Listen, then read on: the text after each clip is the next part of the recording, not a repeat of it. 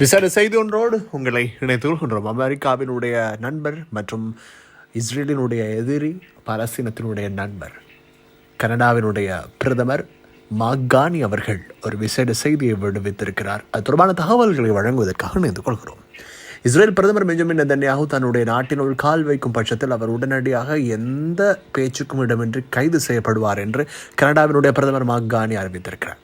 மாகாணியினுடைய இந்த அறிவிப்பு மிகப்பெரிய ஒரு அதிர்வலையை இப்போது சர்வதேச ரீதியில் ஏற்படுத்தி விட்டிருக்கிறது. அதற்கு பிரதான காரணமாக அமைந்திருப்பது பலஸ்தீனத்தை அண்மையில் கனடாவும் ஏற்றுக்கொண்ட நாடுகளில் ஒன்று. இந்த நிலையில் பல ஐரோப்பிய நாடுகள் தங்களுடைய நாட்டுக்குள் இஸ்ரேல் பிரதமர் வரக்கூடாது என்று ஏற்கனவே தடை உத்தரவு பிறப்பித்திருக்கிறது. அதன் அடிப்படையில் ஸ்பெயின், அயர்லாந்து உள்ளிட்ட பல நாடுகளை குறிப்பிடலாம். ஏற்கனவே பிரான்ஸ் அந்த அறிவிப்பை உத்தியோகபூர்வமாக விடுக்காவிட்டாலும் அவர்களினுடைய நாட்டில் கால் வைத்தாலும் கைது செய்யப்படுவார் என்ற ஒரு நிலை இருந்தது. அதற்கு பிரதான காரணம் ஐக்கிய நாடுகள் சபையினுடைய 80வது பொதுக்கூட்டத்தொடரினுடைய சம்பவத்தின் போது ஐரோப்பிய நாடுகளின் பல நாட்டு வானெல்லைகளை தவிர்த்து பிரதமர் பெஞ்சமின் நெதன்யாஹூ தனி வழி பயணமாக புதிய ஒரு வான்வழியை தேர்ந்தெடுத்து அதில் பயணித்திருந்தார். அதன் மூலம் கிட்டத்தட்ட 600 கிலோமீட்டர்கள் அதிகமாக பயணித்திருந்தார். இவைகள் பற்றி நாங்கள் உங்களுக்கு பிரத்யேகமாக ஏற்கனவே காணொலிகள் வெளியிட்டிருந்தோம்.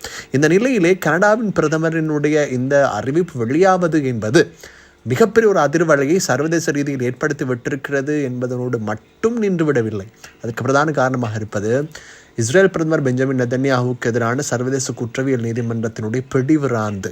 ஆகவே அந்த பட்டயத்தில் கைச்சாத்திட்டு இருக்கக்கூடிய நாடுகள் வரிசையில் கனடாவும் ஒன்று. ஆகவே அவர் இப்போது தெரிவித்திருக்கக்கூடிய இந்த கருத்து தான், அவர் ஏற்கனவும் இந்த கருத்தை தெரிவித்திருந்தார். தன்னுடைய நாட்டுக்குள் இஸ்ரேல் பிரதமர் வந்துவிட்டால் அவர் எந்த முன்னறிவிப்பும் என்று கைது செய்யப்படுவார் என்று தெரிவித்திருக்கிறார்கள்.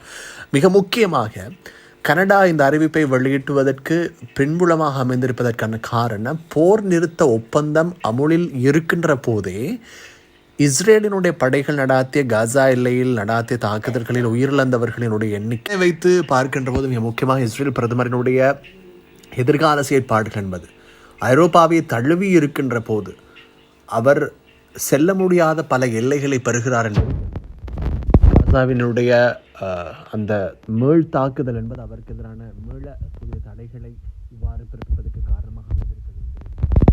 அதிலும் சில விடயங்களையும் நாங்கள் பார்க்க வேண்டும். இஸ்ரேல் பிரதமர் பெஞ்சமின் நெதன்யாஹூ மீண்டும் போரை ஆரம்பிப்பதற்கான சூழலை அவரை உருவாக்கி கொள்கிறார் என்பதை நாங்கள் பார்த்திருந்தோம். ஏனென்றால் ஹமாஸ் ஏற்கனவே தாக்குதல் நடத்தாத ஒரு விடயத்தை இவர்கள் தாக்குதல் நடாத்தியதை போன்ற ஒரு விடயத்தை ஏற்படுத்தி தான் இவர்கள் தாக்குதலை மேற்கொண்டிருந்தார்கள்.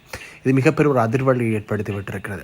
ஆகவே ஹமாஸ் மீதான தாக்குதல் என்று கூறிக்கொண்டு மீண்டும் மக்களை மீது தாக்குதலை பிரயோகிப்பது என்பதை ஏற்றுக்கொள்ள முடியாது. இன்னும் ரஃபா பிராந்தியத்தினுடைய உள்நுழைவு, அதாவது ஏற்கனவே போர் நிறுத்த ஒப்பந்தங்களின் பிரகாரம் இன்று திறக்க வேண்டி இருந்தது, ஆனால் இன்னும் திறக்கப்படவில்லை மனிதாபிமான நிவாரணப் பொருட்களுக்காக. ஆகவே இந்த போன்ற எல்லா காரணங்களும் இதற்கு பின்புலமாக அமைந்திருக்கிறது என்பதனை முக்கியமாக சர்வதேச செய்தியாளர்கள் கருதுகிறார்கள். அவை சர்வதேச செய்தியாளர்கள் கூறுகின்ற விடயங்களை வைத்து பார்க்கின்ற போது மிக முக்கியமாக இஸ்ரேல் பிரதமர் பெஞ்சமின் நெதன்யாஹூவுக்கான புதிய ஒரு முனை இங்கே தோன்றுகிறது என்பதனை புரிந்து கொள்ளக்கூடியதாக இருக்கிறது. தொடர்ந்து மனிதர்கள் அன்பான நேயர்களே.